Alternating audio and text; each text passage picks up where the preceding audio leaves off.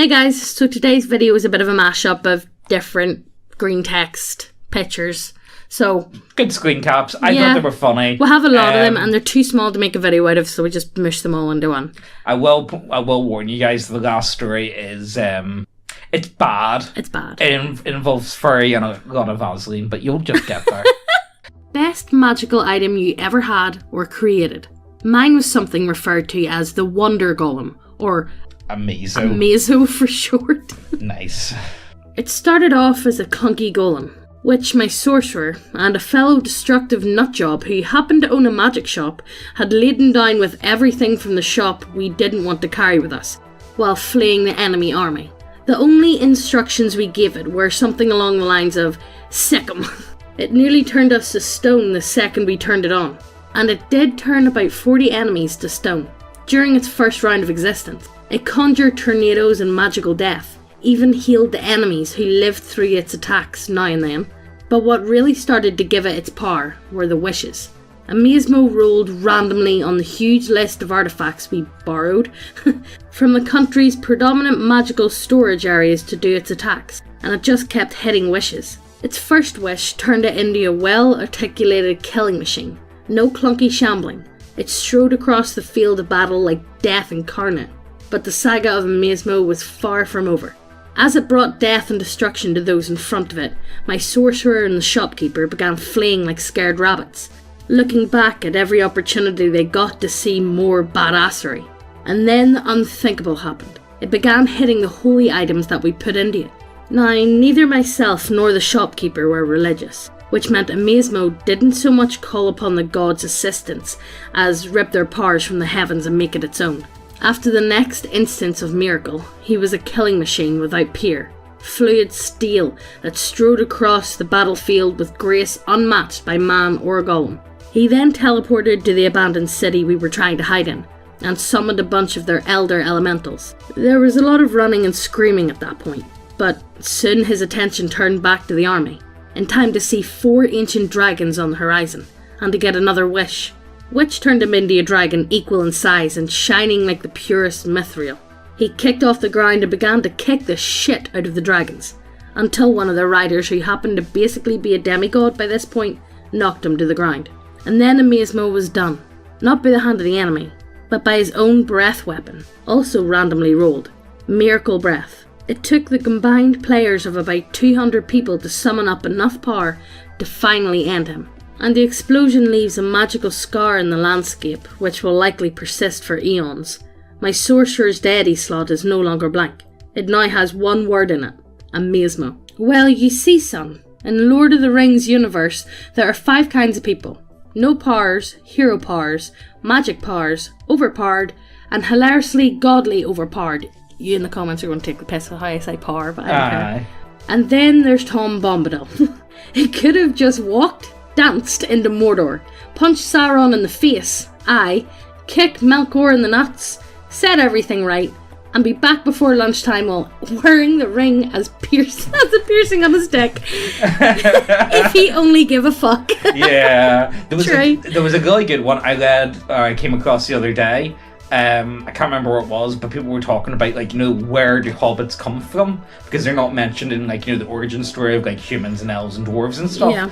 And I really buy into it that maybe it was Tom Bombadil that sang them into existence. Probably. Because he only lives, like, beside them, but yet why have they never came in contact with him? Yeah.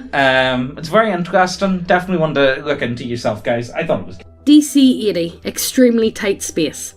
This is the DC for getting through a space where one's head shouldn't even be able to fit. Oh my god, you know what? Oh no. This can be as small as 2 inches square for medium-sized creatures. Half this limit for each size category less than medium size.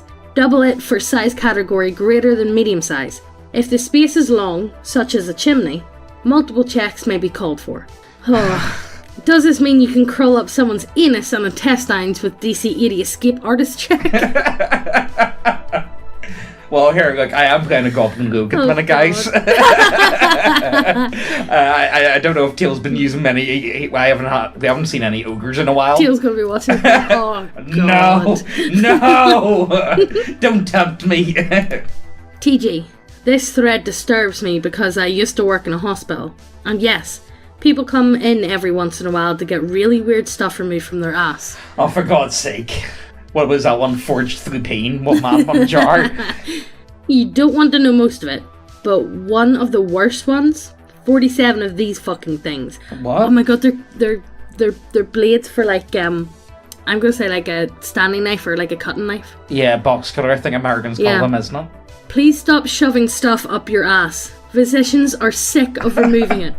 Our science requires us to move the stuff from your ass. Science demands you to shove it up your ass. Think of your doctor, TG.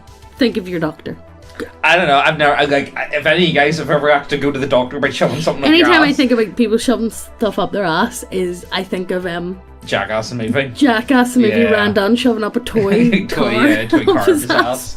Yeah. So guys, have any of you guys shoved anything up your ass and decided, oh, you know what, I'm gonna have to go to the doctor? I'm sorry, but I wouldn't have the nerve. No. Well, first of all, I wouldn't shove anything up my ass to begin with. I would just take a load of laxatives and just hope for the best. I wouldn't have the nerve. No. I couldn't do it. I couldn't go to the doctor and be like, look, there's something in my ass. Can you put your fingers up and just have a look? Get it out, please. Scenario. On your way to your local game store, you find a Forge World Titan still in its box, laying on the side of the road. Later that day, a gamer chick comes into the store crying how she lost her Titan and would be willing to be a sex slave for an entire day if it meant she could get it back somehow. What do you do? I mean, like, I would rather have the Titan, but that's just me, though. Give it back. Tell her that she doesn't even need to do the sex slave stuff. Returning it to her is a gift enough. Duh. Give it back to her, no strings attached. I am really a white knight in real life. Give it back to her. Nothing needed in return except a 2,000 point game. It would suck to lose a model. Probably give it back and ask her how she lost it. I'd give it back, no strings attached, because if she's insane enough to offer that, I don't want to be anywhere near her with my clothing off. Yeah, honestly, let's be honest. You're not wrong. You know, do you want to get syphilis, guys? Or do you just want to get crazy? Yeah, I don't know. Be all smooth like, and be like, no need to whore yourself, but how about a date hot stuff while giving it back the Titan? Oh. Give it back and then play a couple of games with her, because obviously any gamer chick who cares enough about the game to get a Titan is probably pretty cool. Yeah, I'll give you credit, to be honest with you, not many people get them. Honestly, I'd give it back. It's Forge World, and I know how I'd feel if I lost something like that. And on the completely unrelated note, since when did we have mods? Give it back and then compare armies. Also, drill a Titan. I know how I'd feel if I lost a Titan. You're all wimpy moral fags. That being said, I would do the same. Noble internet white knight, you have passed the test and proven your worth. There is no Titan or girl. It was all an illusion to test your virtue. Take your seats beside me at the round table, and in the name of God Almighty, help banish the long night and restore chivalry across the land. I will point out that this thread was from 2009. If it was this day and age, it would be, if she breathes, she's a thought! Advert bleed, guys. Psst. Hey, lean in closer. This is fucking ASMR channel now. You know what's pretty fucking based? Titties. Go see titties. Lots of titties. All the titties. Go over to the website, check out all the models. You guys know the score. We have some really nice looking models over there. And we have a lot of... sci-fi gothic? Yeah. Let's call them sci-fi gothic. And if models isn't your shit, we have loads of subclasses and we keep adding them every other week or so. We add a lot. We got a lot. Look, we've got big brains. We add shit. But yes, go over to the website, check out everything. If you haven't subscribed, what the fuck you doing? Hit subscribe, hit the notification bell as well, and let's get back to the video. As related to me by fuck this, I'm getting tacos. Here's the story of the furry rape planet. Great. Furry rape planet, or how to solve problems with high explosives. Yeah, that's what I'm talking about. A while back, I was bouncing from group to group. I hadn't found one I really liked, and my other group was on hiatus. One of my friends said he found an Alternity game, seeing as I hasn't played Alternity in a long ass time, and I like Alternity. I took him up on it. We were gaming at the GM's house. We get there, nice house, smelled like lavender and Vaseline, oh god. More on that later. We were greeted with ample food and snacks for the game, as a relatively normal group of 5 other players plus the GM. We hear some noises coming from a back room, and we were told that the owner's roommate is hosting a game. No way, he's got a gimp in the corner. You can find that he's got a gimp in the closet. So, to the nitty gritty. We have a tech op who couldn't fix anything, another tech op who was a pilot, a mind walker, stereotypical psychic, a diplomat with a huge language score, and 2 combat specs. One was a strategist, and my character was the tough meat shield type. We were given orders from the company to take a ship from our home base to another planet in the system. Simple milk run, right? Nope. Shit goes haywire. We lose all electronics while passing through a belt of fuzzy science and start descending towards a planet. Upon entering the upper atmosphere, we discover this planet has a layer of the ever-populated GM plot twist, this time in the form of metallic particles, and thus why it had never been explored. We lose control of the ship and end up belly sliding across the surface of the planet. We slide off a cliff, then do a barrel roll across a forest. We come to, and the ship is in many pieces, most of which are the size of a large dog or small child, but the important part is mostly intact but cracked open like an egg. Our heroes emerge from the wreckage and start salvaging their wreck. First things first, who's hurt? Well, let's see. Our mindwalker is unconscious. Our tech op pilot has broken nose and several broken ribs. Our Mr. Fix-It has broken an arm, but that's it. Diplomat is unharmed. Strategist had a broken jaw, and myself had, and the GM verified it, a broken left leg and a broken right arm. This will be important later. But that I could use my rotary laser cannon as an impromptu crutch. This will also be important later. Those that are healthy enough to salvage supplies. Eventually we get a camp set up, and we are arranged in a circle. At this point the GM stops the game and brings in the other group. In comes 3 relatively normal looking people. 3 land whales and 1 low-orbiting ham planet. More on the planet later. No joy, it's going to be one of those games. While our characters are in a circle discussing our next course of action, we are interrupted and told to make perception checks. We all pass, except for the Mindwalker, for obvious reasons. Even though we all pass, a self-described vixen in a simple tribal loincloth gently coughs to gain our attention. Now at first, it didn't really sink in what she had just described. I thought she was just using an adequate term for hottie. But no, she described herself as a 5'4" anthro-red fox with blue highlights and several piercings in her ears and nipples. Oh, oh my god, this is that meme, Megan, when you're the most popular fox at the fur con. At this point, the rest of our party shows up. We had 1 aforementioned red fox furry, 2 anthro huskies, 1 blue with green highlights, 1 purple with black highlights, 2 lions, 1 male, 1 female, a tiger that was female, and a hermaphroditic puma, which the players described in sickening detail. I have no words. I'd turn around to my mate that invited me. Where did you find this game? Where was it advertised? Why are we here? Why are you got in? Well, why are you here? Why you got in? They announced their plans to take us back to the campus sex scenes. Oh my god! It just gets worse. Why does it always start like that? Why do they do that? Why do they just think that's okay? Fuck it, that's just... At this point, I realised we had crashed into the planet of fucking furries. Literally. As the party is being pursued, and as we flee, I'm suddenly told that I can't run away. I say I figure I can drag a broken leg and at least hobble away. I'm suddenly informed that no, I have a broken spine and can't move at all. Oh my god, he's gonna actually get my... Why do they do this? So fine, I declare that I start firing my rotary laser cannon at them. Nope, denied. It's now suddenly a shotgun. That's fine, I think. A gun's a gun, and I proceed to unload. Unfortunately, furries can dodge buckshot. A few of the furries try to rush me as my colleagues attempt to flee.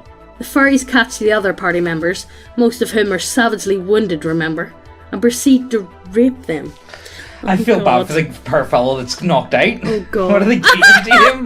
This one guy's paralyzed. Or he's not paralyzed, he's knocked out, isn't he? As they circle up to grab me, they pull my arms apart and see a grapefruit-sized grenade-like sphere on my chest. They look at my hands and see a pin ring. The grenade goes off and so do they. I roll for damage and proceed to score enough damage to render myself and the furries grappling me into chunky salsa.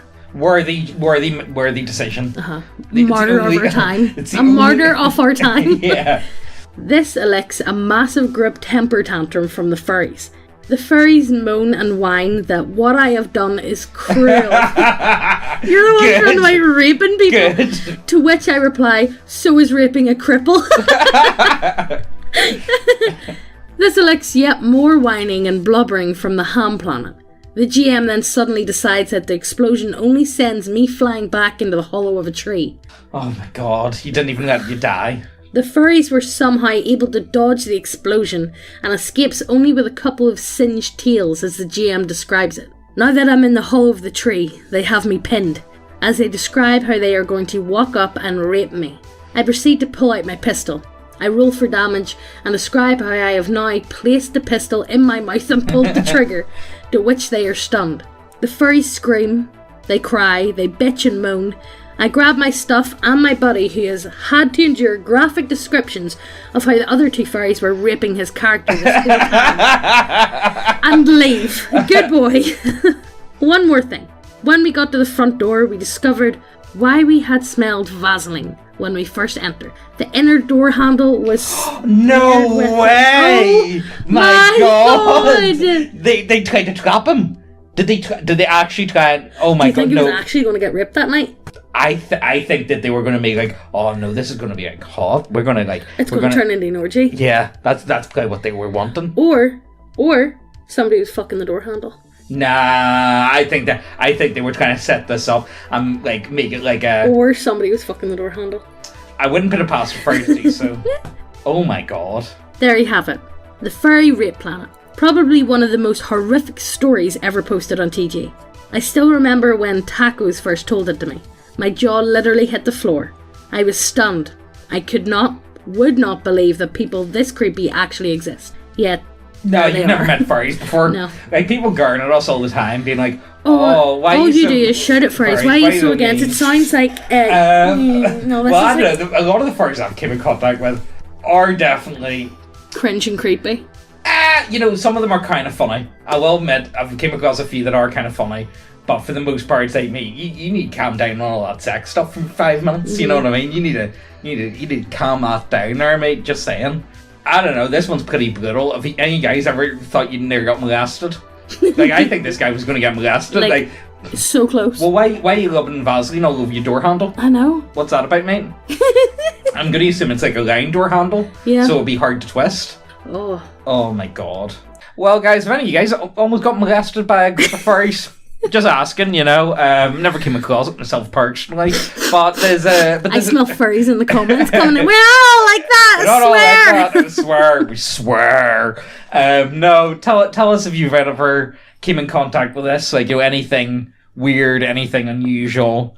Or just give us some... Or if you just want to tell us a weird story down below. Yeah, just whatever. This was a bit of a mashup. Yeah. There was two... Like, I had them all sitting here, and I was like, well, I'd rather do them. I think they're funny. Let's just go with it. And as always, check out the links. Check out our website. Go and subscribe and hit the notification bell so you get notified whenever we post. And we'll see you in the next video. Bye!